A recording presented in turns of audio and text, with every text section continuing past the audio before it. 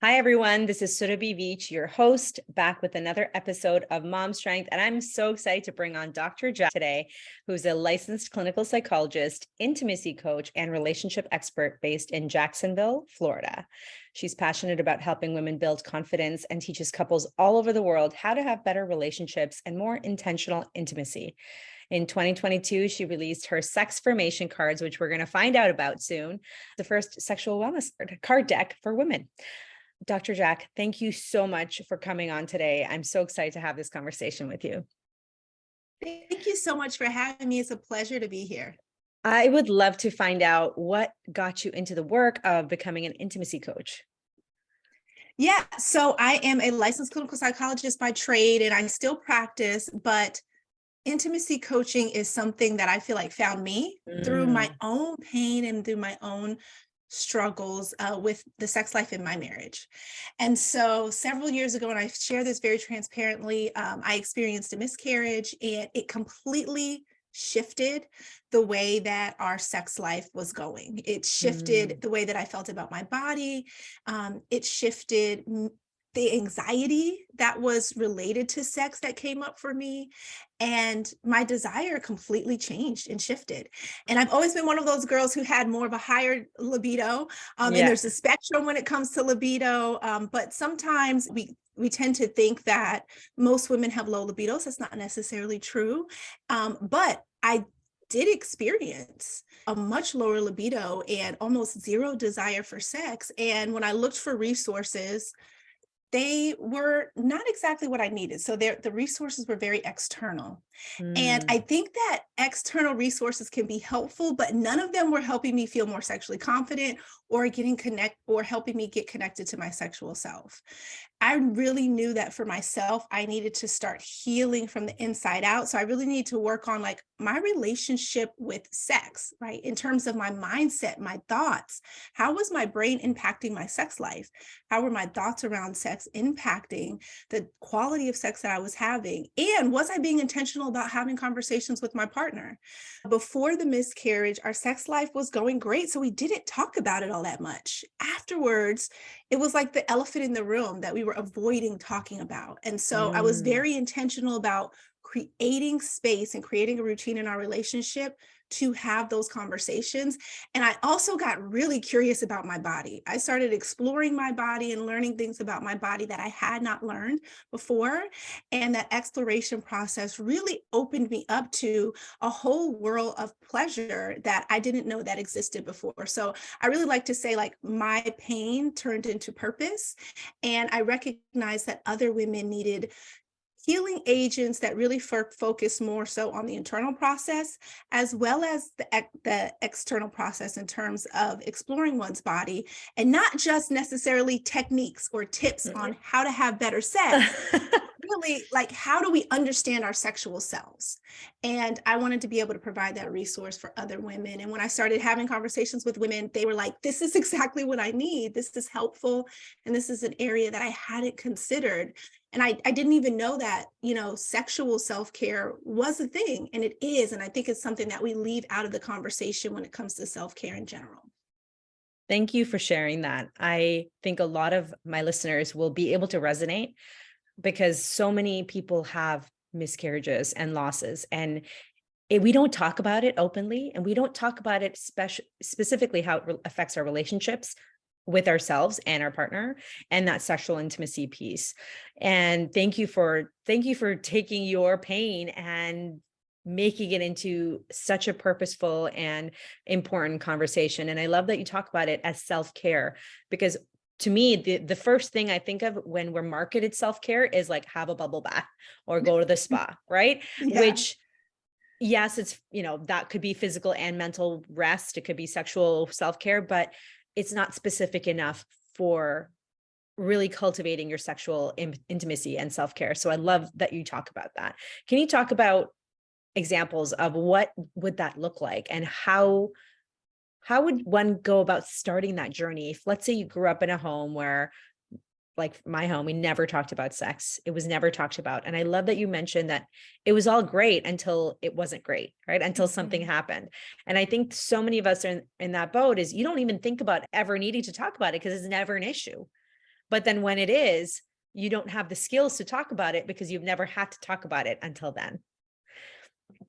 So I'd love to Yeah. hear your thoughts on how you go about, first of all, having that discussion with yourself, with your partner, and then building self-care, sexual self-care routine. Yeah. So really good questions. And the thing is, I often tell women, have grace with yourself, because this is not a conversation that we have been primed at all to have. And just like you mentioned, like there's just this expectation that when it comes to our sex life, there's no work that we need to do. It's just supposed to thrive. And it's the only aspect of us as human beings that we feel like it's just supposed to thrive on its own. Like it just happens. And, society has perpetuated that image, and it's just not true. So I tell people, for you, it may not be a miscarriage. It may be I'm working a job and now I have a business and I don't have enough time on my hands and my libido has completely changed. Maybe my partner's desire has changed and now we have these libido differences that really are impacting our relationship. It could be that we've experienced grief. I've experienced grief or a loss in some way, and that's impacting my libido. It could be stress. It could be so many different things. And so I like to encourage women to get curious about what may be happening for them and to give themselves grace on that process. A lot of times women come to me feeling like I'm broken, I'm not normal, and something is wrong with me because they don't have this spontaneous high sex drive. And that could be further from the truth. It just really is that as we experience external stressors in life, it impacts our libido and it impacts our sex drive and how we feel about our sexual selves. So typically what I tell individuals in terms of how to start this process is really to slow down, right? Get silent, get connected with our thoughts, and really start the self-reflection process. There's actually a lot of research that shows that journaling about your sexual journey or your sex life is such a helpful practice because it really does help you get connected to a different sexual side of yourself, right? And Mm. so it helps you really get connected to what are your thoughts about sex. And that's why I was very intentional when I created Sexfirmation Cards to include a self-reflection process. So the card deck has 3 steps. Step 1 is self-reflection. This is a solo practice for you to start the practice of journaling about your sexual self. And there's 25 different cards that are going to help you reflect on things like, how do I feel about my body? Do I show my body respect? How is my body image impacting sex? How has religion impacted my views on sex and how I show up as my sexual self? What have I learned from friends and family and partners? How comfortable do I feel having conversations around sex? How do I feel about my genitals? What is my relationship with them? Right? Yes. Is there any shame that I need to release that's related to sex? What comes up when I think about being sexually confident? What does that even look like to me? What are some thoughts or some mindset blocks that maybe I need to get out and really sit with and create space for that may be impacting my sex life? So I tell individuals that when you are starting to create a sexual self-care journey, don't even think about a partner. You don't need a partner to do this. This is a self-reflective process because you, in terms of understanding who you are, strengths that you bring to your sex life, maybe areas that you may want to grow, awareness that you may want to have, insight that you may want to build, that's going to be the first step in the process. So I often encourage people to slow down, pen and paper. Let's start to really think about your thoughts regarding sex. Our brain is our biggest sex organ. And so that's where you want to start. Mm. And then from there, I tell people, start to have more conversations. Again, with this, you can have a partner or you can be having these conversations with girlfriends, right? You can take your bestie and say, you know what, let's go through these conversation cards and learn a little bit about one another. We can normalize things for one another, but we're also at the same time, we're building a skill set of talking about sex. That is a skill set, and we often don't have it. Even someone who, myself, licensed psychologists, have talked about sex before, but again, until something really devastating happened, I didn't recognize that there was certain language I didn't have and certain Mm. things that felt so uncomfortable to bring up that I really needed to develop a practice to be able to have those conversations more regularly and with more ease. So those are oftentimes the two places that I tell people to start: self-reflection, conversation. And then in terms of my framework, the next piece is, now let's explore and get curious and learn more about our body and our pleasure. I love that. Going back to what you said about, it starts from pausing and going within.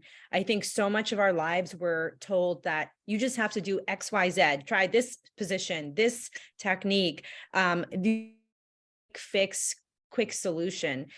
And then the other part of it is we're comparing our current, like I'm almost 37. We're comparing our, 30-year-old, 40-year-old self to maybe how we felt when we were 19, when we had no real responsibilities, no pressures, your body just worked, right? For many people. And you're comparing, you're like, how come it's not like that anymore? But you haven't considered, oh, well, look at what has happened in my life since then. Look at all of the stressors, right? Stress is a mood killer. It's a pleasure killer in sexual and non-sexual pleasure, right? It just takes the joy out of your life. Chronic, unmanaged stress. And I love that you talk about the journaling part. I've never actually considered that to that detail. And I love that you give those prompts for those listening. I think that's a really powerful tool because often we know the answers that we need. We just don't pause to let ourselves come up with those answers about, what is really restricting our sexual confidence and what are our insecurities about our bodies. I know a lot of my clients who are pregnant or they're postpartum, their body image is totally shifted. Mhm. Even someone who's like, I never thought of myself as somebody who struggled with body image, but now I look in the mirror and I don't like what I see. And a lot of it is they don't feel like they're deserving of pleasure. They don't feel like they're confident, right? Like, because our picture of sexual confidence that we often picture is what we see in the movies: Mhm. young, thin, perky, no stretch marks. And we're sold that message repeatedly our entire lives. So we truly learn to believe that ourselves unless we stop to reflect on that. Can you talk about how that body insecurity and body image relates to then sexual confidence and sex drive? Yeah, it is such an important piece. And to your point, society does a great job of convincing us that we need to be perfect in order to be receiving and deserving of pleasure. And that oftentimes is like one of the sexual scripts that a lot of women particularly hold, is that their body needs to look a certain way in order to be desirable. And it is further from the truth. And, I work with a lot of moms and they will say, like, I had to start to recognize that my body is beautiful, that my body has now given life, and what an amazing experience to be able to have had.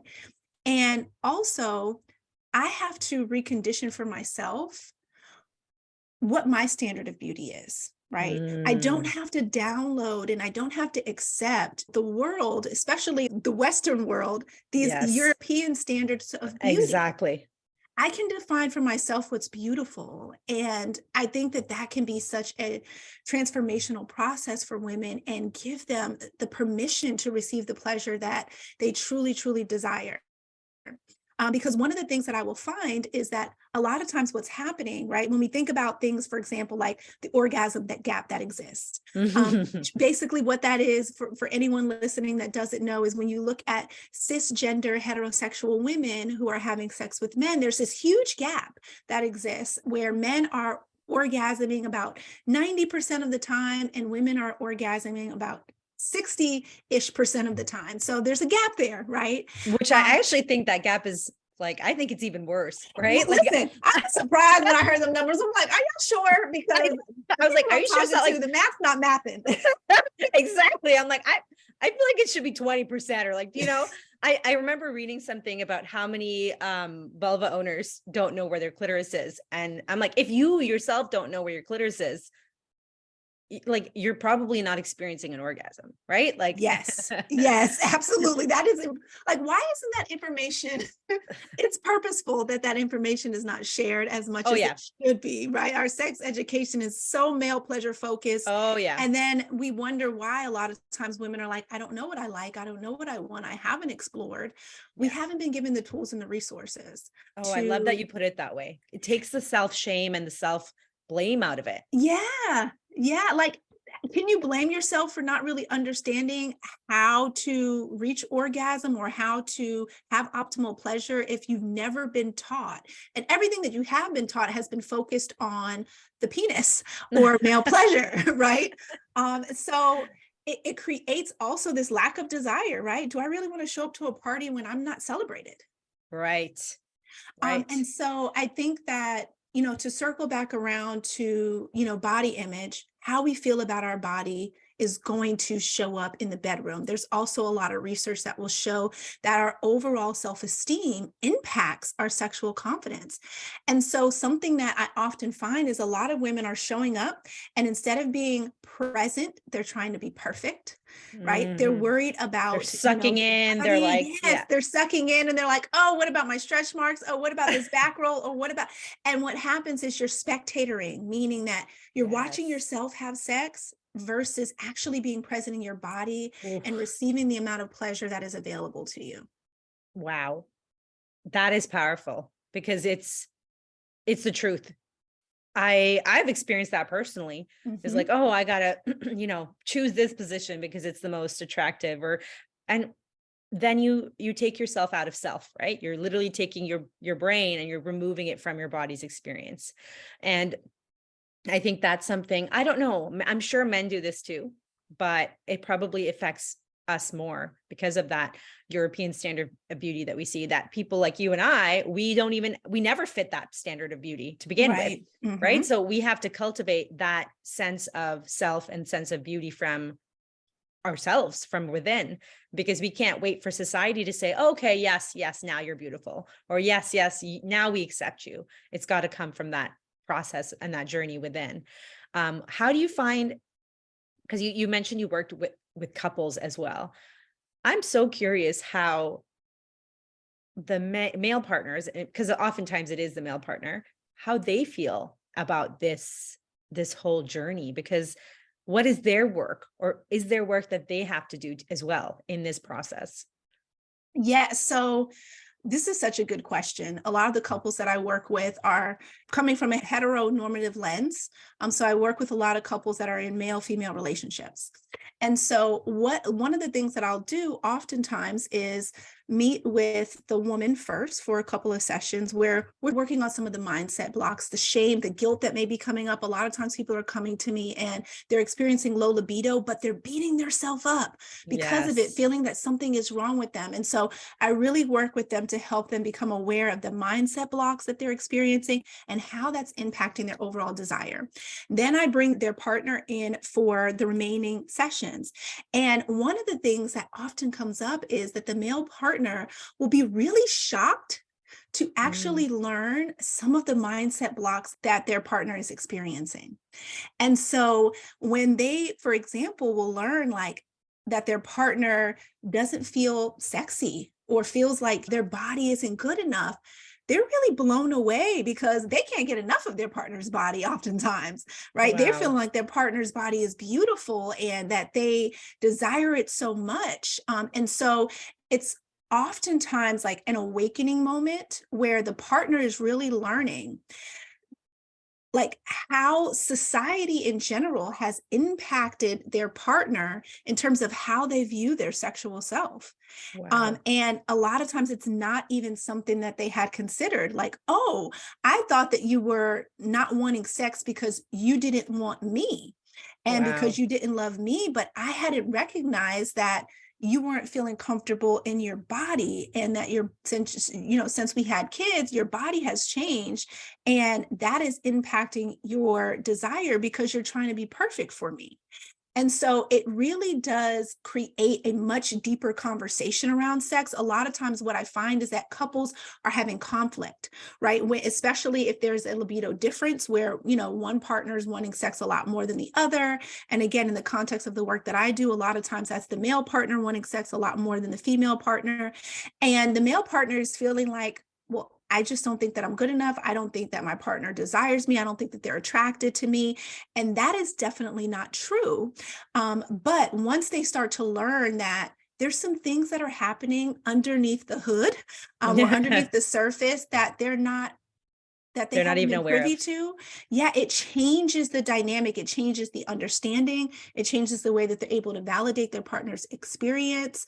And they also learn the differences in libidos. That's something that I really, really try to communicate to my partners, that everybody doesn't have a spontaneous libido. And again, we have been conditioned to believe that we're supposed to want sex spontaneously. We're supposed to have this high sex drive. And a lot of times for a lot of the women that I work with, they have more of a responsive desire, meaning that they need to be warmed up. There needs to be arousal first, and then their body starts to desire sex. And once the male partner can learn about these differences, they can approach sex much more differently. They also need to learn and understand that communication is a really important part of foreplay. It's not just the 3 to 4 minutes before you have penetrative sex. And that's a whole nother thing. I help people redefine like, what is sex and what's the spectrum? Because sex equaling penetration is also a script that we've been fed. Yes. And it's very male-centered. So there's a lot of work for them to do as well in terms of really recognizing, my privilege when it comes to our sexual relationship. There's a lot of male privilege that a lot of times men don't recognize until they really slow down and start to hear some of the inner thoughts and feelings that their partner may be experiencing. They have a female partner.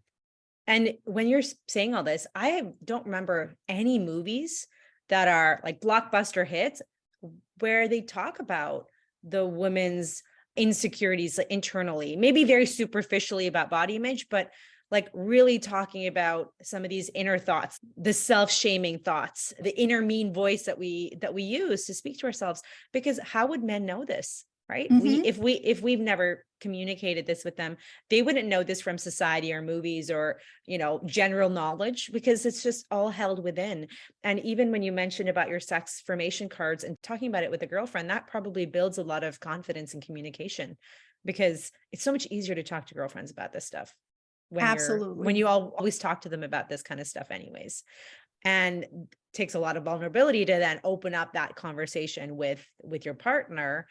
And it probably deepens the connection in your relationship when you actually are able to be honest about some of these things. I love that you talk about how the men are kind of blown, right? Like they're not even aware that the women are experiencing these types of struggles. That's powerful, because that is something that I wish more people considered, is hiring and working with an intimacy coach, a psychologist as well. There's a lot of mind components to sex. We all think it's just the pelvic floor and just the techniques. And that is a part of it, right? We talk about building libido through exercise, through body confidence, through getting to know your vulva. That's all that external stuff that you were talking about, but it has to come from that internal within first. Can you talk a little bit about, you mentioned the word responsive desire and spontaneous. What are examples of both? Yeah. So for example, spontaneous desire, the example I like to give is, imagine that you're at work, you're responding to, 50 emails, and all of a sudden sex pops into your mind. You're like, oh, I think I definitely want some tonight, right? That's spontaneous desire. It comes out of nowhere. You're not really primed for it. Your mind starts to think about sex before your body is ready. So for example, someone who may have that thought, thinking about a male, for example, a male may be writing an email, may have that thought. It's not that he necessarily has an erection, but sex is on his mind. And so the desire is present. So that is how, for a lot of men, and I don't want to overgeneralize in terms of gender, but research does show a lot more men do experience more spontaneous libido or spontaneous desire. And so that's what that would look like. Now, responsive desire is the complete opposite. So what that means is that for a lot of people with responsive desire, there needs to be some type of priming that then elicits to the mind, oh, sex would be nice, right? So for example, maybe you're watching a steamy scene on TV. I don't know about you guys, but I've been watching Sex Life and it's been amazing. I'm in a long distance relationship. So it's nice to watch people get it on. Yeah, they have very steamy scenes in there. And I'm like, oh, okay, I'm watching this, starting to think about sex, right? Or your partner does something really sweet for you. Like you go to work and there's flowers there waiting for you with a nice card saying like, I just appreciate how dedicated of a mom and partner you are, right? Oh, wow, that feels really good. You feel seen, you feel heard, you feel understood. You start to think like, oh man, I want to connect like physically, like I could use some sex. So there's things like that. There's physically warming your partner up. So, maybe you're taking a shower with your partner and the way that they're rubbing on your shoulders and kissing your neck and touching your breast makes your brain then say, oh, I think that sex would be amazing, right? And so oftentimes for responsive desire, there needs to be a different type of priming that is not necessary for individuals that have more of a spontaneous desire. And so for most couples, a lot of times there's a mismatch, right? So one person has more spontaneous libido, the other person has more responsive libido, and that can cause conflicts in the relationship because the way that we have been socialized, what we see in the movies is spontaneous desire. It's like both people look at each other. It's like the look equals we want sex right now, and they start like going at it. It's like in the middle of a field, no matter where it is. Yeah. Pulling each other's clothes off, putting the person on the fence, like that typically is, again, that can happen. That's hot, that's sexy. I'm here for it. But oftentimes, normal day to day, that's not how things are, right? And so I think also being able to understand those differences is really powerful because individuals with a responsive desire experience a whole lot more shame when it comes to their desire and their libido. It's like, well, what's wrong with you? You never want sex. But when you really peel back those layers, it's that they may not necessarily be having the necessary intimacy deposits that are necessary for them to start to feel sexual. My and gosh, this is so powerful. And because then that takes away that like you're the problem and just says you're just a different, like you've just never been talked about. People like you have never been talked about in the media, in society. So of course you think you're the problem when you're not actually. There's probably half the population is probably like that, right? I don't know what the exact percentage, but it would seem like a lot of people. Now, does that desire, responsive and spontaneous, does that change with age, through your life? Or is that like, if you've always had a more, spontaneous desire, that's more likely to persist through your entire life? How does that work? Yeah, good question. It can change, right? Okay. So it can change from day to day. And so I think that that's also something that's important because like you mentioned before, a lot of times what happens is we are reflecting on our 18, 19, 21-year-old self and like, hey, my desire was super spontaneous then. In fact, I had a call with a client the other day and we just took a moment to sit in sadness that she was experiencing as a result of hearing this information and reflecting on, wow, like my desire used to be really spontaneous and it's just not anymore. Now I'm a physician. I have a really busy schedule. I have a 3-year-old, I have friends that I'm trying to keep up with. Like, I just feel like sex is the last thing that's on my mind, but it used to be on my mind a lot. And so also, we want to give ourselves grace with as our life changes, as our circumstances change, as our stressors change, as our body changes, our libido can change. And I think for a lot of people that they can experience shame as a result of that versus I wish it was just really talked about, how normal it is for our libido to look different based off of what's going on in our life, right? I tell people often, I want you to imagine that you went on a vacation, you were in a beautiful location, it was just you and your partner, you you weren't receiving any emails, like you were off the grid and it was just you two connecting. Do you think that you would want sex? And they're like, yeah, I Yes. would. Yeah. Right. And so Yeah. it's not necessarily that something's internally wrong with you, right? Quote Right. unquote. It is that oftentimes our lives are set up so our circumstances are not necessarily supporting us to Mm, experience more of a spontaneous libido. Also, our partner may be communicating with us like we're supposed to have a spontaneous libido and not recognizing that a responsive libido may need something different. right. And that's where I think it's powerful, because you build so much resentment when you think the other person is not giving you what you need because they don't want to, or that they don't Mhm. want to please you, or they don't care about you, right? Versus they just have no idea that this is how I need to be held or cared for or seen, right? I find a lot of the moms that I work with, particularly, there is a postpartum phase where if you're breastfeeding, for example, if you're chest feeding, there is a Mhm. lower sex drive, lower libido. And it's hard to get out of that, especially in the first few months. You might be like, this is not a priority, and that's fair. Mhm. But then it gets into this pattern of like, oh, it's not been a priority now for 3 months, now for 6 months, now for 9 months, now for a year. And then you're like, okay, but how do you get this going again when it's been so, it's like when you haven't worked out in 2 years and suddenly you're trying to get Yeah. back to it, right? Like, how do you get that intimacy going again? Oh, I love this question. And I love that example, right? Because I want you to imagine you haven't worked out for 2 years, but you tell yourself, I'm going to run 2 miles tomorrow, right? Not stopping, right? I'm not going to stop either. I'm going to run 2 miles straight.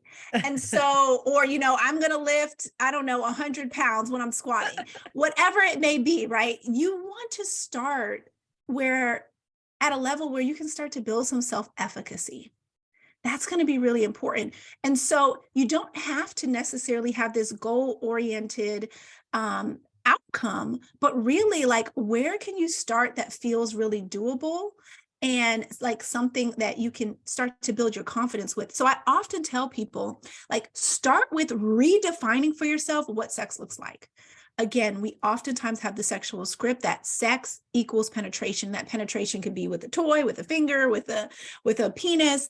But a lot of times when women start there and like decide for themselves, okay, sex is going to be other things. Like, there's other ways that I can experience pleasure. I can experience oral pleasure. I can, lay with my partner skin to skin naked, and that can be pleasurable for me. Like, we can do genital massages. Like, there's so many other ways. Like, we can do pleasure mapping. We can explore each other's body, using temperature play. We can make out. Like, there's a menu of options that can help you connect to your sexual self as well as connect sexually with your partner. And so I think what happens oftentimes is that when women are trying to reconnect, right, when sex hasn't been a priority and they're like, you know what, I do want to start to make this more of a priority in my life. This is important to me. I oftentimes say, don't start with, penetration being the goal. Start with, like, how can I start to connect sexually in a way that actually gets me feeling excited, and work my way towards maybe penetration or some other sex goal that you have. So I tell people, take the pressure off. Like, pressure is one of the biggest libido killers, and it ain't sexy. And so, like, what are ways that you can just carve out time to create sexual intimacy with your partner versus, quote unquote, having sex? And that can oftentimes be something that individuals actually look forward to. There's less pressure, there's less expectation for something to happen, and there's more of an ability to just connect physically and to explore and to see what you like. That's beautiful. I often say, redefining sex for yourself is one of the most important things, and redefining what pleasure means to you. And because we so often think that if we cannot have penetrative sex, we're failing. And this is Mhm. especially for people who have pain with sex or any type of scar tissue, whether through a surgery or childbirth, then they think they can't have sex. And I'm like, you can still have sex. Right? Just because you can't have penetrative sex does not mean you cannot experience pleasure. And that's a big, like, oh, like, I can still be a sexual being. And I love that you talk about just even laying together, having a massage. There's so many other options. And we would never go run into a 2-mile, run, or jump into a 2-mile run, or a 45-minute workout for the first time if you haven't done that in like 2 years or a year or 6 months. And so we cannot expect ourselves to just go all in and, turn around, snap our fingers, and everything we'd be different again. And I love that that's a practice that you work on. I have a question about within a relationship context. I know so many relationships struggle, through the pandemic, and you mentioned long distance and even just the changing intimacy levels through this whole period of time. A lot of couples may feel like there's, one person not putting in the effort sexually. And I've actually heard from women that their partners feel like they're not putting the effort because their bodies look different, and their bodies used to look quote unquote fit before having kids, and now their bodies don't. And I think even from a male lens, they have been programmed to believe that a woman's body should look a certain way. Right. So I feel like that conversation has to be a mindset change on both parties, for the woman to accept her body as beautiful, and for the male to accept that bodies are supposed to change through their lives. Are these conversations that you have with your clients? Do these come up?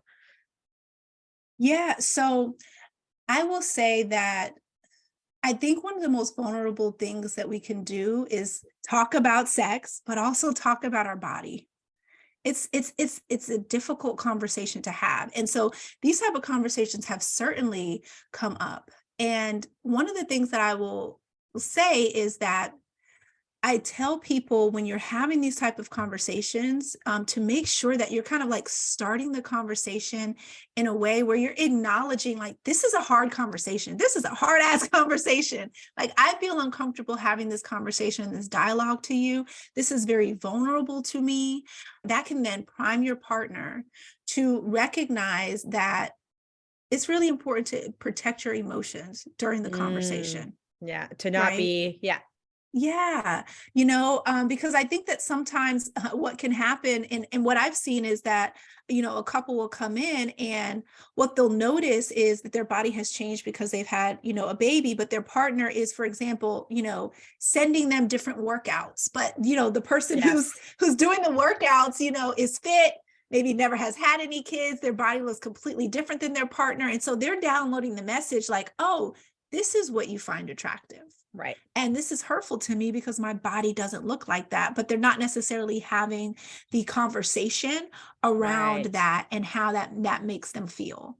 And so I do think that on both ends, like, we have to really get clear, and own that our bodies change over time. And women, particularly with birthing a human, the expectation that your body's going to look the same afterwards that it did beforehand is the biggest joke. And we have all of these ideas of like snapback culture and all of that. And I feel like that is so harmful because it gives a prescription to, what your body's supposed to look like afterwards and how long it's supposed to take to get there. When in reality, after you have a child, you are no longer the same person, right? And that means mind, body, spiritually, physically. And so I think that, one, doing the self-reflective work to have radical acceptance with what that means for you. And when I say radical acceptance, I'm meaning there may be some aspects of it that you don't necessarily like, but if you're able to accept what things have changed versus fight it, you are going to create so much more peace with your nervous system. Yes. And then once you come to that realization, then being able to, as best as you can, communicate with your partner. And, one of the things that I just want to highlight, and I'm hesitant sometimes to say this because I just don't want people to receive it the wrong way, but I think that it's also helpful if you have a male partner to also have grace with them as they learn to accept your new body, right? Think about yourself, right? When you look in the mirror and you may not recognize your body because you've given birth to a baby and your body has changed, like, your brain kind of goes into some shock. Like, it takes some time for you to get to a place where you're able to hopefully get to a place where there's love and there's self-love and there's acceptance.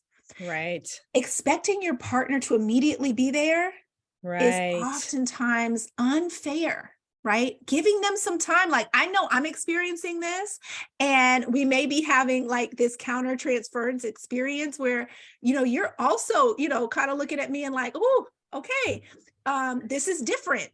Yeah. Right.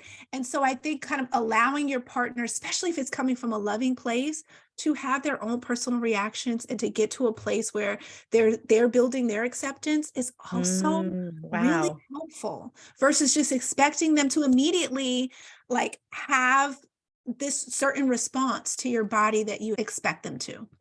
And I love that. I've never considered that, by the way. So I think that's a very powerful thing. And you're right. Why would we expect somebody else to immediately love this change when they too have been programmed to believe that women's bodies are not supposed to change, that we're supposed to look this certain way. And I think that can be really hard for both parties to, just to learn to love and accept. And I think that process too of self-acceptance postpartum, like I work with women with prolapse, pelvic organ prolapse. So they're so self-conscious about what they look like down there if they have scar tissue. That journey takes time. And I think often we expect it to just 6 weeks postpartum, we should be there. Oh, 3 months postpartum, we should be there. This may take months. This may take a long time, but there's work that you could be doing in that time to work towards self-acceptance versus just waiting for the day that it magically happens on its own. Right. Because I think we need to take that more active approach to self-love, more active approach to these conversations versus hoping that one day spontaneous libido will just magically appear again, And that was me for a while, especially after my first child. I was like, oh yeah, things will just get back to normal when my body returns to normal. And then it never did, right? That normal had changed. And then after my second, it had changed even more drastically. And it's learning to accept yourself at each stage. And I'm finding personally that as I learn to love myself and accept myself as I am, my sense of confidence grows in all areas of my life, as a parent, as a partner, as a business owner. That confidence, like body image, impacts so much, right? Our sexual confidence impacts so much. And I think that we often think that it only relates to the sex that we're having, but it relates to so much outside of that. Thank you. I've never heard someone mention that in that way. And I think that you talk about it with so much love and kindness. And I think that that's something that a lot of people need to explore. I mean, maybe when my kids grow up, that will never have to be a conversation because they will have grown up with the message that all bodies are normal. Like that's ideal, right? Yeah. But that's not the world we currently live in. So we still have to work within these systems to unlearn those messages that have been programmed into us of what we're supposed to look like. One of my clients said, she hasn't had a child, but her body's changed a lot over the pandemic. And her partner had said something similar, right? Like, here's some workouts. You've stopped taking care of yourself. You've let yourself go, from a place probably of concern, maybe not in that tone, but probably a place of concern and like what's happening, this is not who you used to be. But the way that person perceived it was, I'm no longer attracted to you and your body, right? So there's that huge disconnect. And that's when I'm like, please go see a couples counselor, an intimacy coach, because this is outside my scope. But I think that these conversations happen more often than we think. Right? Behind closed doors. And there's so many hurting people that feel like something's wrong with them or their partners think something's wrong with them when the actual conversation is about something else. Yeah. Yes. Good point. And I think that a lot of people will feel really healed and like their relationship is normal. And just full disclosure, one of the most difficult conversations that my partner and I have ever had was around just what you said. It's like, I'm noticing that you're not taking care of yourself as much. And that was such a difficult conversation. And there was truth to it. Right? I was grieving from a miscarriage. After my miscarriage, I gained about 35 pounds and I stopped working out for a really long time. And I had other stressors that was going on in my life. And my partner, of course, still loved me and accepted my body, but also had to have a really honest conversation around, I do feel like my desire for you is changing, not because I don't think that you're beautiful, but because the person that I fell in love with enjoy taking Mm, care of themselves. right. And that's a Wow. turn on to me. And Yes. when I say that that conversation was hard, it was hard. But I'm so glad that we had it. And my encouragement is like, we got to have more difficult conversations with our partner. Sometimes there's things that we don't necessarily want to hear, but there can be healing on the other side, especially if it's coming from a loving, compassionate place. Wow. Yeah, that would be a very hard conversation. But, I often think about it even from like I have a brother, right? He went through a stressor in his life and he stopped working out. Mhm. His body changed, and it wasn't even about the outward appearance, just who he was changed. And when you love someone, you do talk about these things because you care for them. So it's not like I was saying, oh, you are, a terrible human now. You're not doing this. It's more like, what's going on, right? Like you're literally asking out of concern. And when it's a platonic or sibling relationship, we don't think too much about it. But then suddenly it becomes an intimate relationship and we feel like it's bad to have these same conversations when it's really coming from a place of love. And, there are certain types of people who work out and have that motivation, and that's the person you fell in love with. You'd be concerned when they suddenly stopped caring for themselves in the same way, not because their bodies changed, but just because they're not doing those things. And yeah, I went through a phase where I didn't know what brought me joy anymore because all the Mhm. things that did, I couldn't do with a baby. I couldn't leave the house for that long because I was breastfeeding. I didn't have the strength to go rock climbing because my body was so much weaker. And so I had to start cultivating strength from within, working out at home, changing what brought me joy before so that I could get back to those things that I wanted to do. And oftentimes so many people don't realize that they have to put in that work to Mhm. get there, right? Yeah. If you want your sex life to look a certain way, if you liked how it was then, you might have to change it up and do something else now to get back there. Same thing with exercise, right? You want to Mhm. get back to running, you can't leave for 2 hours at a time. You might have to start working on your treadmill at home, do jumping jacks at home, start strength training at home. And then when your baby's older or when you have that less stressful job or a period of time when you can actually go out and live the things that you want to do, you're able to do it physically. I Absolutely. Can you define or not define, what do you think is sexual confidence? What relates to sexual confidence? Yeah. So my definition of sexual confidence is really simple, but it is knowing what is true. And what I mean by that is knowing what is true about your body's ability to access pleasure, Mm, knowing what is true about what it is that turns you on and off, knowing what is true about your body and how beautiful it is, knowing what is true about your ability to ask for what it is that you want. And so I think that oftentimes, especially for women, we don't feel that we have the authority. And so sexual confidence means that you know and understand that even though society is trying to tell me all of these negative things about my body, about my desire, about my libido, about who I am as a sexual person, and the shame that exists just in general for women wanting to be sexual, being able to truly know what is true and being mm, able to stand in that in a way where you are able to cut out the outside noise and really connect with your inner sexual self. that's powerful. I don't know if I ever had a definition for it.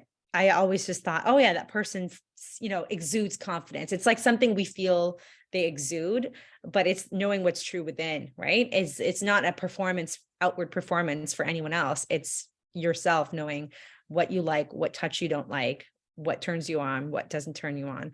And this brings me back to there are many, many, many vulva owners who have sex when they don't want it, have sex when it Mhm. hurts, because they feel like they have to deliver something for their partners.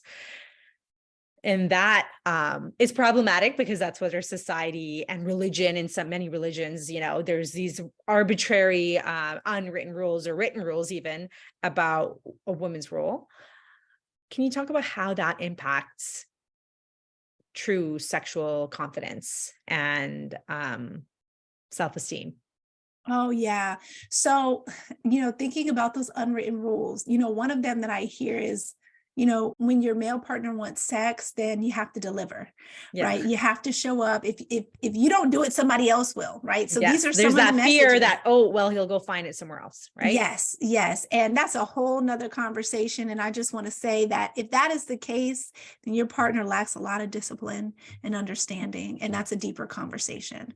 So when individuals are having sex and they're in pain, or they're doing it from a performative aspect and they don't necessarily want to be there, what's happening is, thinking back to that definition of what is sexual confidence, knowing what is true, right? Your body is very telling.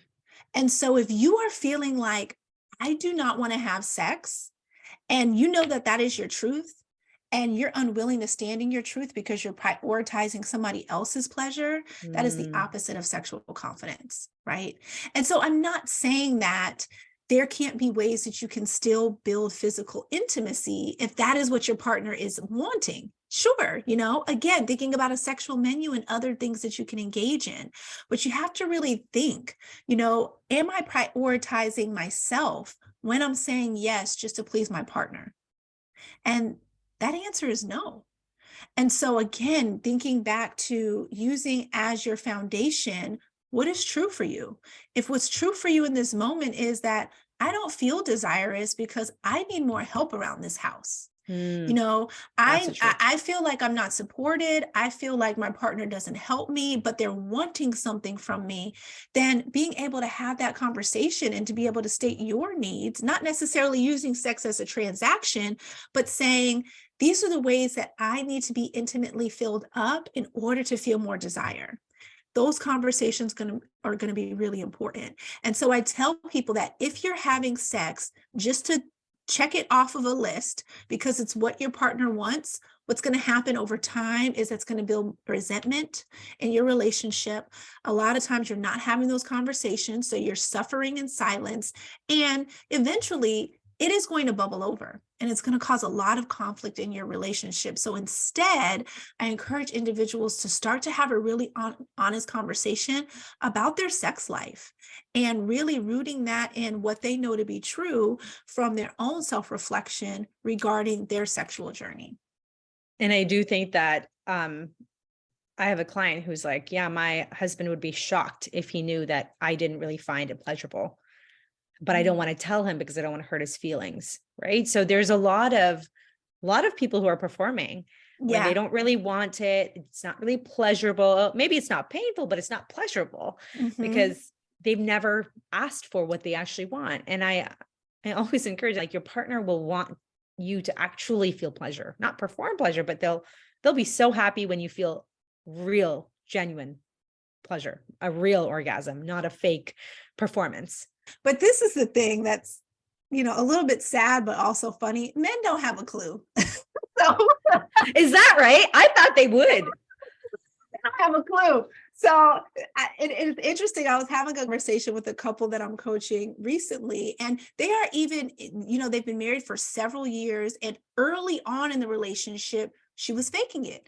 And to your point, it was like, I was faking it because I just kind of wanted you to feel like I really liked it. I didn't have as much confidence then to tell you that I wasn't faking it. You would always ask me, did I orgasm? And so I kind of just fell into this role of faking it for a while. And then she was honest later on in the relationship. So he was blown away. He didn't know the difference. But it's harmed the relationship because in the present, now he's always like, well, did you really like it or did you not? Yeah. The right? trust, right? Yeah, it can definitely damage trust. And as women, right, there's so many myths that need to be debunked about female sexuality and female pleasure. And I have so much grace for women who, are faking it currently, have faked it. I've definitely faked it in the past. But really, the way that we change history is by getting honest. Well, not change history, but don't repeat it. Right. And so I think that, again, thinking about sexual confidence rooted in knowing what is true and being able to articulate what is true. We got to get away from faking it, ladies, because in my experience, the men don't have a clue whether you're faking it or not. And so you're doing yourself a disservice because the more you're faking it, the less access to pleasure that you're actually going to have. I love that. I use an analogy often. I'm like, what's your favorite food? Right. And I'm like, I don't know. I like so many things, but let's just say today, chocolate cake. Yeah. And let's say you go to someone's house and they serve you, like, I hate mushrooms. So let's say they serve you a mushroom cake. Imagine you're like, oh my God, I love this so much. And every time you're like, I love it. And then every time you go over, they're serving you mushroom cake because you said you liked it. But you're like, I hate this. I wish I just had chocolate cake. That wouldn't make sense, right? You wouldn't do that. Like, nobody would go and lie and say they love something that they absolutely hate it. But then when we go into the bedroom, we're doing the exact same thing, right? It's we're seeing something, we're like, no, I know I like this, but I'm afraid to ask for it. I'm telling them that, like, I like what they're doing, even though it's uncomfortable, it's kind of frictiony, it's rubbing me the wrong way, but I'm just going to ignore that because I love this person so much, right? And it's when we move the context from sex to food or sex to something else, if you're like, I hated that workout class, I never want to do it again, nobody would take it personally, right? Mm-hmm. But suddenly we're thinking that we have to fake it all the time, right? Oh my God, I love that example. May I steal that? Because it's such a great example. And I think people can relate to it so much. And I think it goes back to people pleasing. And a Yeah, lot of times, like, we want to protect the male ego. And my question is, at what expense? At what expense? Because it's our pleasure that's then impacted as a result of that. absolutely. And I think that when we're not experiencing pleasure, it impacts our health, like our cardiovascular health, our mental health, our physical health, and all of that matters, right? Like, all of that actually matters. It's not just about faking it in bed. That impacts the rest of your life too. Your people pleasing behaviors, right? Then you're doing that to your kids, right? You're wanting to serve them. You never want them to be upset. And that's, if we want to change history, you're right. We have to change what we do, our actions, so we're not repeating the same mistakes that maybe our mothers or our grandmothers had to make because they had no other choice. We have choice. And so I love that. I love this whole conversation. Can you talk a bit more about your deck? Yes. So Sexfirmation cards are they're really a guide to be able to help women to create a sexual self-care practice. I'm so proud that they're the first sexual wellness card deck created for women. And I made it very tangible and very practical. And so it's a 3-step process to building sexual confidence and to increasing intimacy and boosting and enhancing intimacy. And the steps are self-reflection. That's going to be step number 1. So as we talked about here, being able to stop, slow down, and understand the thoughts that are impacting your relationship with sex are extremely important. So there's going to be 25 self-reflection journaling prompts that are just for you to be able to start to really connect to who you are as a sexual being and what it is that you want and don't want. Step 2 is going to be conversation cards. So these are going to be 25 conversation cards that you can use with your partner, or you can use them with a girlfriend or a group of girlfriends that you trust. And this is just going to build your skill set in regards to how to talk about sex. Some of the topics are scheduling sex. How do we compromise in sex? How do we process rejection? There's also some fun cards about, different positions, novelty, fantasies. But it's really important to start to build the skill set of having sexual communication. That is a skill, and it doesn't just come naturally without being practiced. And then step 3 is exploration. So there's going to be 10 exploration cards, and those are really focused on getting you out of your head and into your body. And so there's exercises like a vulva self-love exercise that you actually spend some time appreciating your vulva and giving it love and exploring it. There's also a mindful masturbation practice that will help you to really connect to your eroticism with intentionality, helps you kind of slow down, breathe, and connect to your body and create blood flow in your genitals. There's also pleasure mapping, as well as some other fun exercises that really get your body moving and get you connected to your sexuality. So those are the 3 steps of the Sexfirmation cards, and they're a wonderful, wonderful guide to help you create a sexual self-care practice. Because again, like to your point, what you mentioned is that self-care can be kind of limiting how it's at least marketed to us. And How don't it's get me marketed. wrong. Yeah. Yeah, I love a bubble bath. I Same. love a trip. I love all of those things. I love going to the spa, and those things are really important to your self-care. But I think that we're not looking at self-care holistically. And our sexual self-care is something that we completely have not taken a look at. It's off the grid. And this actually gives you a way to start a practice that is very, very doable and something that you can do over time, but really build a habit to where you're thinking about sex more often. And what we know is that the more we talk about sex, the more that we're thinking about sex, the more our desire increases, which is the number one reason that individuals seek me out, is that they feel like their desire is low and they have shame regarding that. And I would say that that's very common through the clients that I work with as well. Many of them have low libido, and doctors don't take that seriously. They just say, oh, well, you're postpartum. Oh, well, you're just tired. And while that all might be true, it doesn't mean that you have to just live with that because you're tired, or live with that because you're going through a stressful period.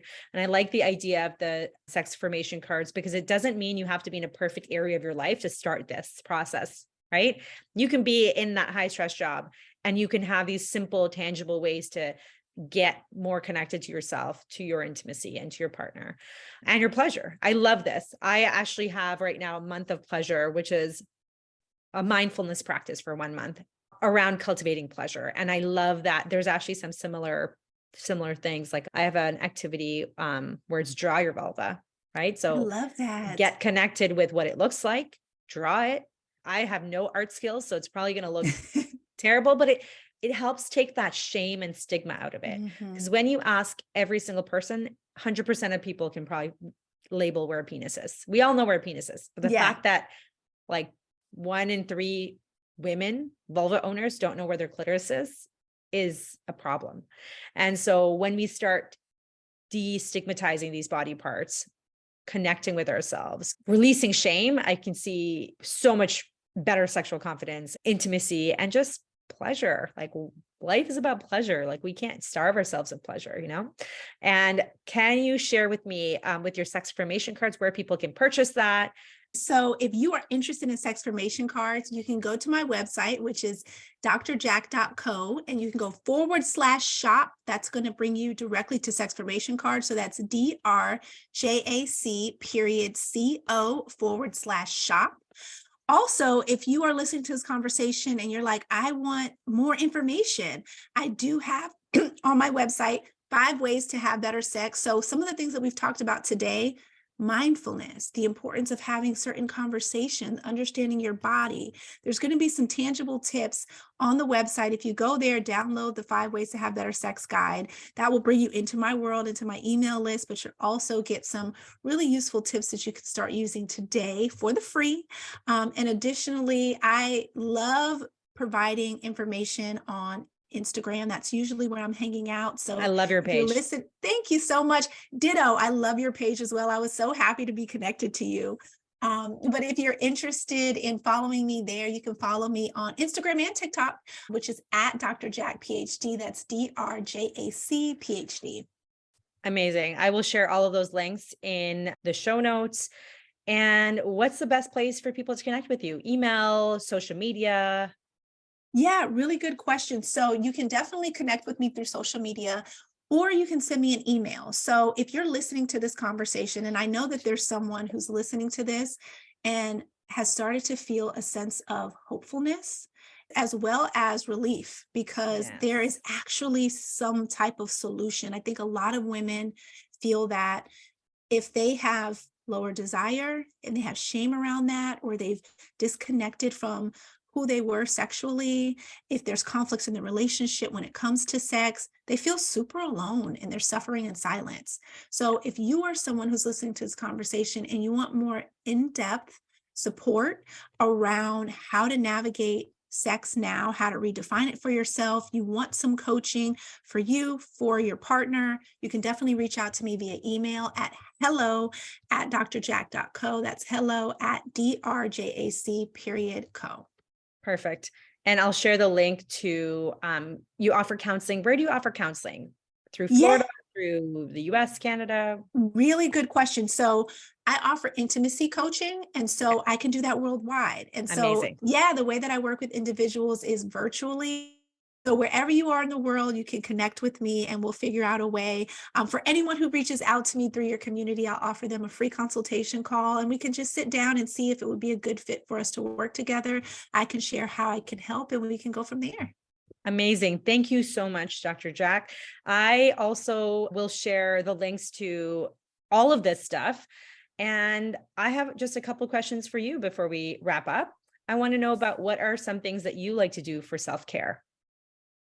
Yes. So one of the things that I love doing is journaling. And I think that journaling is so powerful because when you can go back to your past self, like a year ago, 5 years ago, and kind of see where your thoughts and feelings were, it's just an amazing practice. So I journal very often. So that's one thing that I do for self-care. Another thing that I do is work out regularly. I notice that my mood completely changes when I haven't worked out in a couple of days. So that's Same. something, yeah. I'm like, you don't want to know me if I haven't worked out in a week. Listen, and I tell, like, when I start to feel irritable, when that low Yeah. frustration tolerance creeps in, I'm like, okay, I need to go sweat. I need to go to the gym. I need to weight lift. So that's something that is really helpful for me. And then another thing that I do, regularly, you said regularly? Daily, maybe even daily practice of morning coffee. Oh, or daily practice. Okay, so this is something that I do every morning. I focus on gratitude. Love So that. when I get up, what often happens, and I've experienced anxiety in the past, it's genetic. My mom, as soon as I call her, she's telling me all her problems. And so my mind can very easily go to my to-do list, me feeling overwhelmed, me feeling stressed. So when I wake up in the morning, I put, literally my feet on the ground, I ground myself, and I just start to really repeat out loud what I'm grateful for. And that is such a helpful practice to me. And so that's something that I do daily. And I almost like forgot about it until, I really thought about like, okay, what kind of shapes my morning? And that's something that's really helpful. And so a lot of times I'm repeating the same things that I'm grateful for, And but that's okay. Yeah. it always shifts like my mood. And it really helps me to just remember how thankful I am to be in the number in terms of having another day, having another opportunity to live life, being able to have new experiences. So That's that's really beautiful. helpful for my self-care. I started a gratitude practice like that, where I wake up in the morning, and for me, it's even before I get out of bed and move. Mhm. And the reason I started that is I would often wake up with one of my kids screaming. They poop, they're hungry, and you wake up in this feeling of like alert and like, ooh, right? And it would then get the whole morning started off with this high anxiety and high stress, instead of being like, take a breath and think about 1, 2, 3 things that I'm grateful for. And it just shifted that control back to me. And I get Yeah. to choose how that day's going to go. I'm not going to let it be choose for me because my kids are screaming because they're hungry. Right. So I love Mhm. that. I can't, and journaling is just this week. I was thinking about my inner child and what my inner child, my younger self would be disappointed about. And it's that I stopped journaling, because I used to journal and I found it such an important way to reflect. And I have gotten away from that over the years. And so literally just this week, I was like journaling. And so I've started journaling more just this week, and I just feel more grounded. I feel more connected to my thoughts. So love it. What are you super passionate about right now? So I'm super passionate about two things. One, having more conversations like this. I truly feel like everything that I've experienced has prepared me to be such an advocate for women who are feeling like they're broken. And I was there, and it's a lonely place to be. And so the more that I can connect with humans like yourself who are also passionate about reminding women that they have access to pleasure, for giving them the permission to be able to, love their bodies and create, self-love in ways that we sometimes don't think is possible, but it is. So being able to have those conversations are super important to me. And I would also say, secondly, I'm super passionate right now about becoming a mom. And so I'm doing the things that are necessary in my fertility journey to create that for myself. And so for myself and my family. And so I'm really excited about that. I'm so excited about that journey for you. It is, yeah, it's a journey for a lot of people, right? And it's, I think that when it is a journey, it allows you time to process how you want it to go, right? Mm. Because for some people, it just happens unexpectedly and unintentionally, and then they're thrown into this pregnancy and this motherhood, and they're like, I didn't want any of this. I wasn't ready for any of this. And on the flip side, when you have more time to prepare, there's a lot of it can be a lot of pain in the process, but there's also time to prepare for what you want. How do you want to show up as a pregnant person, as a mother? What do you want your life to actually look like? And kind of reflect on your values around that. So I love that for you. And can you share with me, what do you feel is your biggest strength? I think my biggest strength is my vulnerability. And I think that it's taken a while for me to get to a place where I'm able to share very openly, my own process. It is not comfortable to show up online talking about sex. It's Yeah. not, right? There's so much shame that women have experienced around being vocal around sex that I really had to build up the courage to be vulnerable. And that is a place that I feel very much more comfortable in now. Of course, there's moments where it can feel a little awkward, vulnerability hangovers at times. Oh, yeah.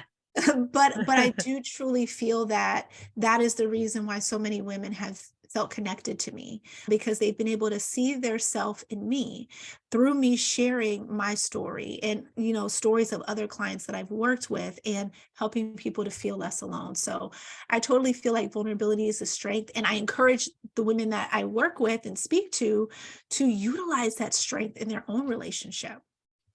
Yeah, we've often been shown it as a weakness, like, oh, if Mhm. you're emotional, if you're vulnerable, if you cry, that's letting the other person win, right? Like that's the message we've been sold. But Yeah. vulnerability is a beautiful strength. And actually, from your page, when I started talking about I had a Reclaim Your Pleasure workshop in February, and it was pages like yours where I was like, you know what? There are other women who are being courageous, sharing this Mhm. content, because it isn't easy. From the outsider perspective, you think it's so easy. And I'm like, it takes courage to share Yeah. that type of content, especially when Instagram is ready to, not show your post as soon as you include a word that says orgasm or sex or pleasure. It is hard. It does take effort, but it matters. And that's why you share it. And I love that. Thank you so much, Dr. Jac, for this time together and for sharing all of the resources. I know that there is a discount code for the Sexfirmation Cards, so I will share that in the link in bio for anyone who wants to purchase that. Go sign up for her 5 tips, because that's a free guide. You can get into her email ecosystem, and I'm sure that you'll learn so much just from following her on Instagram, on TikTok. Thank you so much again, and I'm excited to get this episode out there in the world.